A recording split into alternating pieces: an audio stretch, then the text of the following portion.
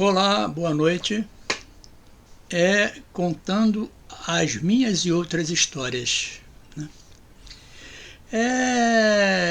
Que nesses tempos de dureza que nós estamos passando aí, só coisa pesada, né? Assuntos que, caramba, é de tirar qualquer um do sério. E parece que virou uma doença. Aliás, uma doença diz que já está aí, mas a pior é a mental.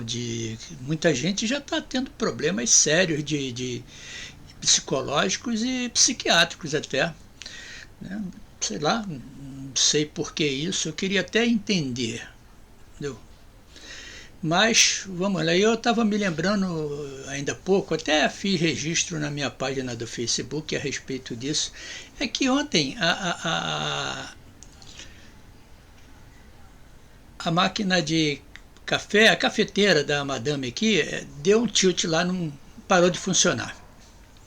E eu sou daqueles que gostam de mexer com tudo, né? E tenho as minhas ferramentas aqui, o que me facilita. É claro que eu só vou meter a mão onde eu sei que eu vou poder resolver, dependendo do estágio de estrago. E assim se deu. Eu desmontei ela e dei uma olhada se tinha alguma coisa, alguma plugagem solta, mas não tinha nada solto. Então eu fui lá na loja, aí tirei uma foto da da resistência, daquele conjunto que ela possui dentro dela, resistência, termostato, né? E fui numa loja e o cara me atendeu com tanta má vontade, não quis me dar o bizu das coisas, né? Ele queria que eu comprasse as peças sem saber se elas estavam boas ou não. A resistência, o termostato e tudo bem. Mas eu, como não sou assim tão ingênuo, até perguntei o preço das peças, no total dava uns R$ 40. Aí eu voltei para casa e hoje fui de manhã ao centro da cidade.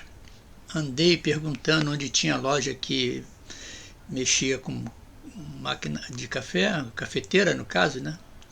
E me sugeriram dois locais lá. O cara, numa má vontade terrível. Imagina se eu vou entrar numa loja, me deparo de frente do balcão e o cara tá lá no fundo, sentado na cadeira e diz para mim: "E aí?" Pô, aí é sacanagem, não. Ele nunca vai me atender. E eu também não fico calado. Eu digo: "Ô, cavaleiro, isso aí não são modos de você atender um cliente, não, rapaz. Você tem que se levantar e vir até aqui. Por que que você sacode a cabeça?" Mas eu não dei nem papo para ele. Voltei, me virei e fui embora para o outro endereço que haviam me dado. Chegando lá, uma senhora até, já, digamos, numa faixa de uns 60 anos. E aí eu perguntei a ela se tinha peça para aquela máquina. E eu tinha levado a fotografia dela aberta no celular. E ela me explicou que ali havia um fusível dentro de uma capinha de uma tipo lonazinha, um tubinho que cobre todo o fusível ali. Aí eu falei: tem um fusível. Aí ela ressaltou para mim que precisava saber o valor da amperagem, né? Falei: tá bom, minha senhora, eu vou voltar na segunda-feira aqui. Mas eu fui para casa, aí peguei a cafeteira, desmontei a parte onde o fusível se situava, encoberto pelo tubinho de lona, e peguei um pedacinho de fio e fiz uma passagem, né, eliminando o fusível ali, para ter certeza que ele realmente estava queimado. E não deu outra. Quando eu emendei o fio nas duas pontas, eliminando o fusível, botei a água lá, liguei a máquina, ela funcionou normalmente. Aí tudo bem. Eu almocei e na parte da tarde fui num centro comercial que eu tinha ido ontem. Mas cheguei lá, me deparei com uma porta quase fechada. Mas aí eu ponderei lá com o sujeito, se ele podia me vender aquele fusível. Ele mesmo de má vontade até no final me cedeu a oportunidade. Só que ele trouxe dois fusíveis, um com amperagem maior do que o que estava na máquina e o outro com a amperagem menor. Eu optei pelo segundo, né, amperagem menor, porque se eu coloco uma maior, cria uma resistência, né? Isso aí quem sabe disso. Eu não sou nem técnico desses negócios, mas eu tenho boas teorias e sou uma pessoa interessada com qualquer coisa. Então eu sempre estou na frente. Então eu comprei lá o fusível e voltei para casa. Chegando em casa, peguei a cafeteira, botei em cima de uma bancadinha minha e tirei tirei não, já tinha tirado, né? Aí repus o fusível no lugar, porque ele usa terminais, e por sorte eu tinha uns terminais aqui, meio improvisado, mas ficou sem problema nenhum. Nada de. Não dá nem para se considerar um gatilho. Ficou bem, eu cobri com a mesma loninha, ainda botei um reforço de uma massa plástica que tem aí, silicone nas pontas, para proteger mais um pouquinho, né? Montei a cafeteira e ela está apta, funcionou normalmente, né? Quer dizer, eu já até tinha apressado outras que via mais barata, 119, 120 reais, mas com 20 reais eu resolvi o problema da cafeteira. E uns dias antes a madame também me reclamou da máquina de lavar dela, que não estava entrando água.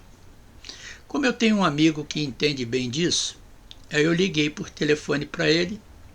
Ele prontamente me informou qual era o defeito. Quando eu disse que era problema de entrada de água, ele me falou: ih, rapaz, isso é galho fraco, hein? Aí tira lá o tubo da água, tem um filtrozinho dentro do tubo que entra para a máquina, puxa ele é de plástico. Aí assim eu fiz, tirei puxei o filtro, e depois repus o tubo da água e mandei a madame testar, sem o filtro no lugar, né? Ele é diminuto, pequenininho, redondo. Aí a água começou a entrar na máquina normalmente. Realmente o problema era aquele filtrinho.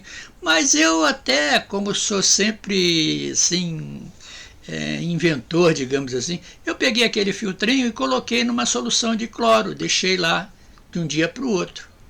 E no dia seguinte, lavei bem e coloquei ele no lugar sem problema nenhum. A máquina funcionou normalmente, né? Eu achei até interessante, porque é uma coisa simples. Mas é que tá. É claro, a gente fala isso aí, muita gente não gosta de ouvir, mas a televisão e agora a internet mostra muito técnico disso e daquilo, que o cara não age com regularidade, com decência, né? Está sempre querendo aplicar. Às vezes, por exemplo, um defeito desse, tanto da máquina da cafeteira, um simples fusível queimado. Só que ela me deu mais trabalho de fazer. Mas o filtrozinho da máquina de lavar, caramba, são coisas diminutas, mas os caras se aproveitam para se dar bem. É aquele detalhe, né? Hoje em dia, por exemplo, no caso da máquina de café, da cafeteira, se fosse trocar a resistência e o outro lá, me foge o nome agora, daria numa faixa de quase 50 reais. Ora, era melhor comprar uma nova, né? Que aí não ia haver amofinação nenhuma, nem desgaste.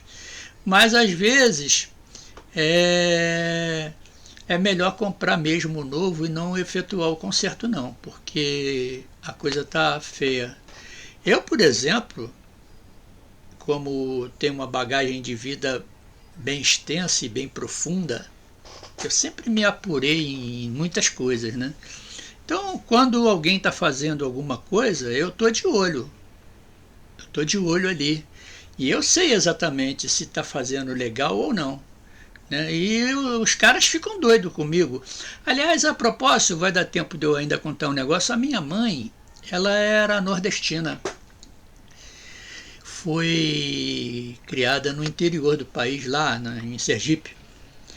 E o pai dela, meu avô, foi marchante.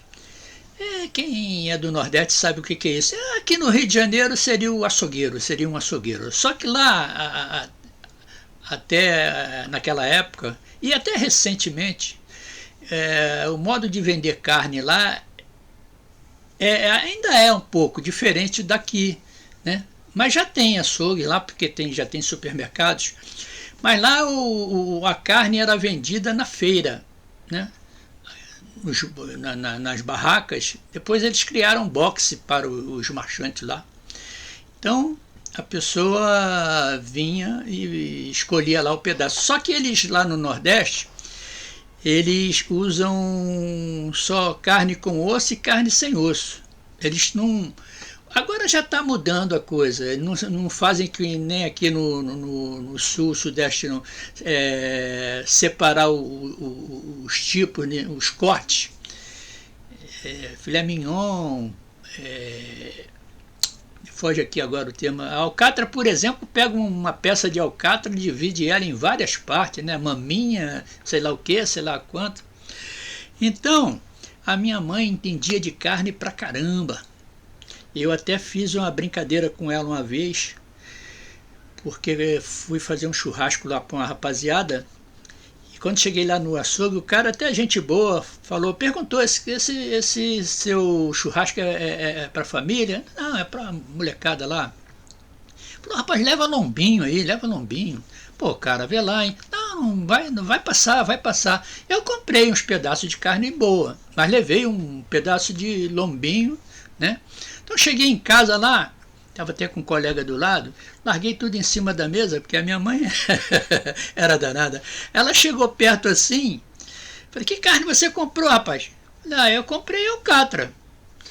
E quando ela abriu o saco, o pacote lá da carne, que viu a carne que eu tinha levado, a maior parte, ela, naquele linguajar comum do Nordeste: mas você é muito besta. O cara te fez foi besta, rapaz. Isso aí não é alcatra coisa nenhuma, rapaz. Isso é lombinho. Isso é lombinho. O colega do lado ria pra caramba junto comigo, porque realmente nós sabíamos que era lombinho e o açougueiro não agiu de má fé, não. E nós morremos de rir com aquilo. Aí depois eu contei para ela que realmente o cara tinha me falado que era lombinho, porque o churrasco era para aquela molecada lá, não tinha que gastar dinheiro com carne de primeira, assim. Comprei uma boa parte, né? Entendeu? Então, quando ela ia no supermercado não, nos açougues lá do bairro que nós morávamos, o cara já conhecia ela e ela já era conhecida, digamos assim. O cara, quando ela chegava lá, o cara dizia pro ajudante dele: ó, atende logo essa senhora aí, atende logo essa senhora aí. Por que ele fazia isso? Porque a minha mãe olhava eles falando pro povo que aquela carne era isso, aquela carne era aquilo, quando não era. E ela os corrigia, né? Ó, isso aí não, você tá mentindo aí. Não. Ele ficava pé da vida, né? Mas a vida é isso. Infelizmente, ainda mais nós brasileiros, né, que temos somos malandros espertos. Poxa vida, coitados, né? Eu nunca tive esse tipo de coisa. Nunca gostei de malandragem, de esperteza. Gosto das coisas justas ali, né? Mas isso a gente paga um preço alto pra caramba, sabe? Uma pena. E é isso aí. Quer dizer, como diria o cara lá da TV, quem não tem dinheiro conta história, né? E eu tô aqui contando as minhas. Mas o meu canalzinho aí, que é tão humilde, coitado, se chama Contando as Minhas e Outras Histórias. Se alguém gostar e repassar, eu agradeço. Até se tornar meu assíduo assistente, né? Também agradeço. Tá bom? Um abração para todos e até a próxima.